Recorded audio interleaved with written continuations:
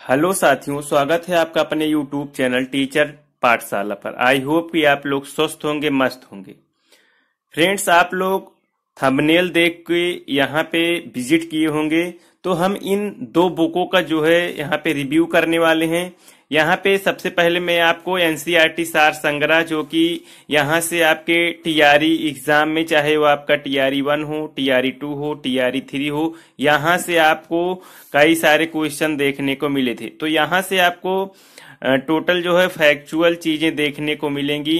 तो हम बात करेंगे इस बुक की। उसके बाद हम, जब आप लोग फैक्चुअल चीजों को पढ़ लेते हैं तो आपको प्रैक्टिस कहाँ से करनी है, तो हम इस बुक का जो है रिव्यू करेंगे, जो कि आपका यहाँ पे देख सकते हैं NCERT institute of career excellence.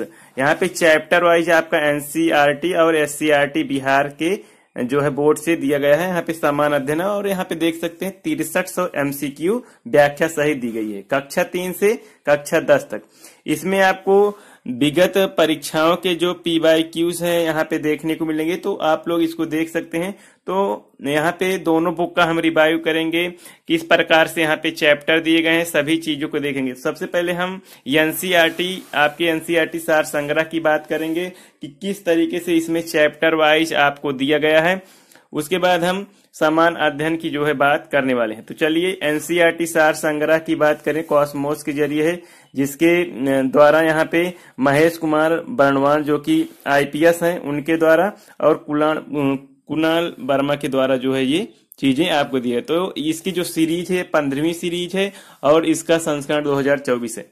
तो फिलहाल मैं इसी बुक से तैयारी कर रहा हूं, तो यहाँ से तैयारी करता हूँ और जो समान अध्ययन के किरण इंस्टीट्यूट है यहाँ से मैं प्रैक्टिस करता हूँ। तो चलिए देखते हैं यहाँ से आपको क्या क्या चीजें मिल जाएंगी। आपको बता दें कि जो एनसीईआरटी सार संग्रह है ये आपके टीआरई के लिए बहुत ही बेस्ट बुक है। यहाँ पे आप देख सकते हैं आर्थिक समीक्षा 2023-24 दी गई है, बजट 2024-25 है, पद्म पुरस्कार 2025 जो आपको दिया गया, जीआई टैग है, 106वां संविधान संशोधन। तो इसके साथ आपको अध्यावार करंट अफेयर्स भी दिए गए हैं। तो चलिए हम सबसे पहले आपके देखते हैं कि इस बुक की इम्पोर्टेंट क्या है आपके एग्जाम पॉइंट ऑफ व्यू से। तो हम अनुक्रमणिका देखेंगे कि यहाँ से आपको चैप्टर वाली चीजें मिल जाएंगी। जैसे आपको मिल जाएगा भारतीय राज्य व्यवस्था, जैसे आप 1 to 5 की तैयारी कर रहे हैं, उसके बाद 6 to 8 की भी तैयारी कर रहे हैं, और 9 to 10 और 11 to 12 की भी तैयारी कर रहे हैं, तो ये बुक जो है बिल्कुल आपके लिए बेस्ट होने वाली है। क्योंकि यहाँ पे देखिए चैप्टर वाइज चीजें दी गई हैं। भारत का संवैधानिक विकास, देखिए पहला चैप्टर है। तो भारतीय राज्य व्यवस्था में आपको यहाँ से लगभग यहाँ पे देख सकते हैं कि सभी जो चीजें आपको इम्पोर्टेंट है, केवल इसमें आपको इम्पोर्टेंट चीजें दी गई हैं। तो यहाँ से आप लोग अभी देखे होंगे फिलहाल एग्जाम जो आपका हुआ था हाल ही में टीआरई 3 का, यहाँ से तमाम चीजें आपको क्वेश्चन देखने को मिला है। तो ये बुक आपके लिए बेस्ट होने वाली है। देखिए भारतीय राज्य व्यवस्था से चैप्टर वाइज चीजें दी गई हैं, यहाँ से आप चैप्टर वाइज चीजें पढ़ेंगे। उसके बाद हम आपको बताएंगे कि प्रैक्टिस कहाँ से करना। भारत का भूगोल में देख सकते हैं सामान्य परिचय दिया गया है, भौतिक विभाजन, जलवायु, मृदा, प्राकृतिक वनस्पति, तो चैप्टर वाली चीजें। उसके बाद आपका वर्ल्ड ज्योग्राफी भी दी गई है, आप वर्ल्ड ज्योग्राफी भी यहाँ से देख सकते हैं। जो भी चीजें हैं सभी जो है आपके पर्यावरण से है, ईबीएस से चीजें आपको दी गई है, पर्यावरण एवं पारिस्थितिकी, बायोमास, जैवमंडल, क्योंकि यहाँ से ढेर सारे क्वेश्चन आपको पूछे जाते हैं। साइंस से आपके चैप्टर वाइज दिए गए हैं, जिसमें आपका देखिए फिजिक्स है, फिजिक्स का अलग जो है चैप्टर वाइज चीजें दी गई हैं। उसके बाद केमिस्ट्री से चीजें अलग आपको चैप्टर वाइज दी गई हैं। उसके बाद बायोलॉजी से भी दी गई हैं। तो इसको पढ़ने का मतलब है कि आप लोग इस बुक को कई बार पढ़िए। देखिए कोई भी बुक होती है फ्रेंड्स, तो एक बार पढ़ने से उसको जो है आपको चीजें समझ नहीं आती हैं, चाहे कोई भी बुक हो, लेकिन ये बेस्ट बुक है आपके टीआरई के लिए। आप पढ़िए इसको, कम से कम 10 बार बुक को पढ़िए। आप देखते हैं जैसे आप हिस्ट्री के जो है स्टूडेंट हैं 6 to 8, और यहाँ जो है 9 to 12, 9 to 10, उसके बाद 11 to 12। तो हिस्ट्री के लिए आपको यहाँ से चैप्टर वाइज चीजें मिल जाएंगी। उसके बाद बात रही यहाँ पे मेडुअल हिस्ट्री भी चैप्टर वाइज दिए गई है, आधुनिक भारत भी दिया गया है। तो आधुनिक भारत में देखिए आधुनिक भारत आपको पूरा रट डालना है, क्योंकि आधुनिक भारत से चीजें आपको ज्यादा देखने को मिलती हैं। कोई भी एग्जाम हो, चाहे आपका पीआरटी हो, आपका जूनियर हो, टीजीटी हो, तो ये चीजें आपको पढ़ना है।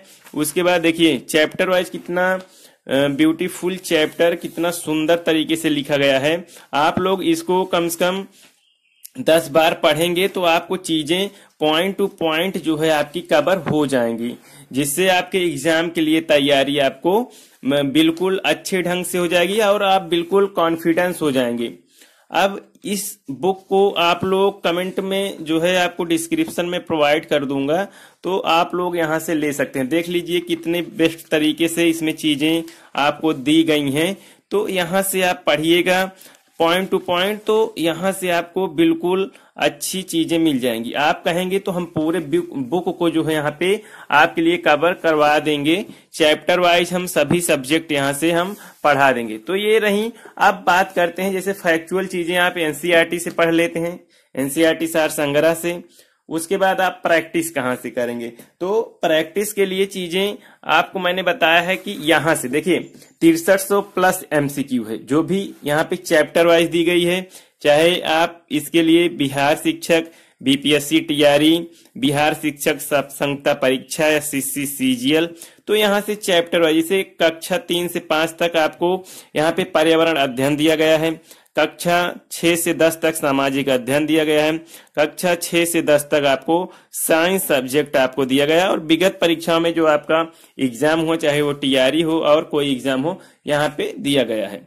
चैप्टर वाइज पढ़ने का मतलब है आप लोग चैप्टर वाइज पढ़ेंगे, उसके बाद इसका जो है यहाँ पे जब चैप्टर वाइज एनसीईआरटी सार संग्रह से पढ़ लेंगे तो आप चैप्टर वाइज यहाँ पे प्रैक्टिस कर सकते हैं। देखिए प्रैक्टिस आपको करना है, जैसे यहाँ पे एनसीईआरटी क्लास 3 दिया गया है, आपके बिहार एससीईआरटी से भी चैप्टर दी गई हैं, तो यहाँ से चीजें आपको आसान हो जाती हैं जब आप वहां से एनसीईआरटी सार संग्रह से पढ़ेंगे। उसके बाद यहाँ से आएंगे, जैसे आप भूगोल पढ़ते हैं, एग्जाम्पल ले लेते हैं, जैसे ज्योग्राफी पढ़े एनसीईआरटी से सार संग्रह से, तो यहाँ पे चैप्टर वाइज आप क्वेश्चन कर सकते हैं। उसके बाद आपको बता दें कि जब चैप्टर समाप्त होता है, जैसे ये ईबीएस है, तो ईबीएस जब चैप्टर आपका समाप्त होता है तो लास्ट में आपको पीवाईक्यू से भी यहाँ पे जो है उसका सोल्यूशन, उसका क्वेश्चन आपको यहाँ पे प्रोवाइड किया जाता है इस बुक से। तो हमें नहीं लगता कि 6300 क्वेश्चन पढ़ने के बाद आपको कहीं से पढ़ने की आवश्यकता है, क्योंकि ये 6300 क्वेश्चन कहीं ना कहीं आपके क्वेश्चन जब टीआरई में बैठेंगे तो रिवाइज, देखिए विगत परीक्षाओं में पूछे गए जो है प्रश्न है और हल सहित, देखिए आपके जो है ईबीएस से, तो ऐसे ही चैप्टर वाइज आपको क्वेश्चन दिए गए हैं। उसके बाद उस क्वेश्चन का जो आपके एग्जाम में जो क्वेश्चन आया है चैप्टर वाइज, वहां से चैप्टर वाइज ये क्वेश्चन आपको दिए गए हैं। तो ये बुक आपके लिए बिल्कुल बेस्ट बुक है, आप दोनों बुक परचेज कर सकते हैं। तो आप हमारे डिस्क्रिप्शन में लिंक प्रोवाइड करवा देंगे, तो यहाँ से आप लोग इस बुक को परचेज कर सकते हैं। तो उम्मीद करते हैं कि ये बुक का रिव्यू आपको पसंद आया होगा। प्यारे साथियों, ये बुक का रिव्यू पसंद आया हो तो वीडियो को लाइक कर दीजिएगा और अपने दोस्तों में ये बुक पहुंचाइए, क्योंकि यहाँ से एनसीईआरटी सार संग्रह से फैक्चुअल क्वेश्चन पढ़ेंगे। उसके बाद यहाँ से आप लोग 6300 एमसीक्यू करेंगे, तो बिल्कुल आपको कहीं भी जाने की जरूरत नहीं है। यदि आप सेल्फ स्टडी कर रहे हैं, आपको चीजें समझ में आती हैं बुक से, तो इस वीडियो को पसंद आया हो तो लाइक कर दीजिएगा, दोस्तों में इसको पहुंचाइए ताकि उनको भी इस वीडियो से मदद मिल सके और वो 2025 में एक अच्छे से शिक्षक की नियुक्ति ले सकें। तो उम्मीद करते हैं कि पसंद आई होगी, लाइक भी करेंगे, चैनल पे नए हो तो चैनल को सब्सक्राइब भी करेंगे। इसी के साथ साथियों, थैंक यू साथियों, जय हिंद।